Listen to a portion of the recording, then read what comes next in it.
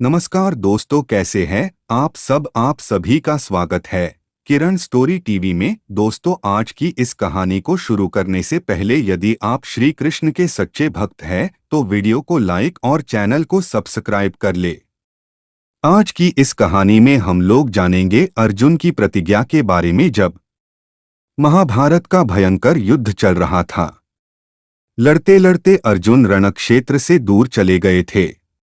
अर्जुन की अनुपस्थिति में पांडवों को पराजित करने के लिए द्रोणाचार्य ने चक्रव्यूह की रचना की। अर्जुन पुत्र अभिमन्यु चक्रव्यूह भेदने के लिए उसमें घुस गया। उसने कुशलतापूर्वक चक्रव्यूह के 6 चरण भेद लिए, लेकिन 7वें चरण में उसे दुर्योधन, जयद्रथ आदि 7 महारथियों ने घेर लिया और उस पर टूट पड़े। जयद्रथ ने पीछे से निहत्थे अभिमन्यु पर जोरदार प्रहार किया। वह वार इतना तीव्र था कि अभिमन्यु उसे सहन नहीं कर सका और वीरगति को प्राप्त हो गया। अभिमन्यु की मृत्यु का समाचार सुनकर अर्जुन क्रोध से पागल हो उठा। उसने प्रतिज्ञा की कि यदि अगले दिन सूर्यास्त से पहले उसने जयद्रथ का वध नहीं किया तो वह आत्मदाह कर लेगा। जयद्रथ भयभीत होकर दुर्योधन के पास पहुंचा और अर्जुन की प्रतिज्ञा के बारे में बताया। दुर्योधन उसका भय दूर करते हुए बोला, चिंता मत करो मित्र, मैं और सारी कौरव सेना तुम्हारी रक्षा करेंगे। अर्जुन कल तुम तक नहीं पहुंच पाएगा, उसे आत्मदाह करना पड़ेगा। अगले दिन युद्ध शुरू हुआ। अर्जुन की आंखें जयद्रथ को ढूंढ रही थीं, किंतु वह कहीं नहीं मिला। दिन बीतने लगा।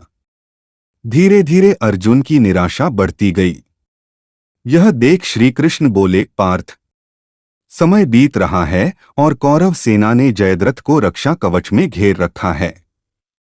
अतः तुम शीघ्रता से कौरव सेना का संहार करते हुए अपने लक्ष्य की ओर बढ़ो। यह सुनकर अर्जुन का उत्साह बढ़ा और वह जोश से लड़ने लगे, लेकिन जयद्रथ तक पहुंचना मुश्किल था। संध्या होने वाली थी। तब श्री कृष्ण ने अपनी माया फैला दी।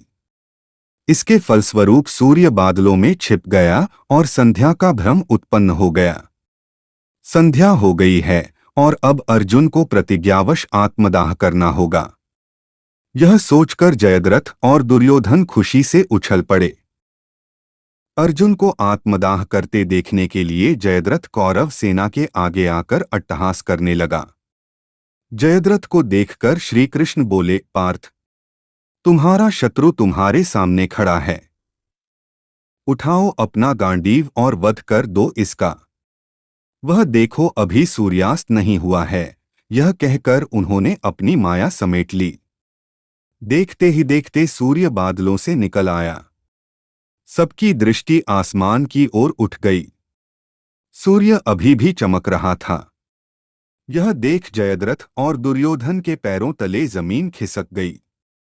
जयद्रथ भागने को हुआ, लेकिन तब तक अर्जुन ने अपना गांडीव उठा लिया था। तभी श्री कृष्ण चेतावनी देते हुए बोले, हे अर्जुन, जयद्रथ के पिता ने इसे वरदान दिया था कि जो इसका मस्तक जमीन पर गिराएगा उसका मस्तक भी 100 टुकड़ों में विभक्त हो जाएगा। इसलिए यदि इसका सिर जमीन पर गिरा तो तुम्हारे सिर के भी 100 टुकड़े हो जाएंगे।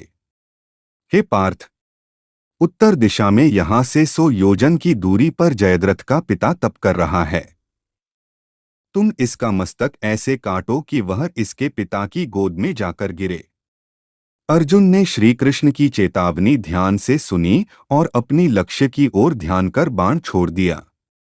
उस बाण ने जयद्रथ का सिर धड़ से अलग कर दिया और उसे लेकर सीधा जयद्रथ के पिता की गोद में जाकर गिरा।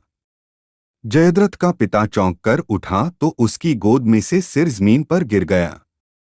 सिर के जमीन पर गिरते ही उनके सिर के भी 100 टुकड़े हो गए। इस प्रकार अर्जुन की प्रतिज्ञा पूरी हुई।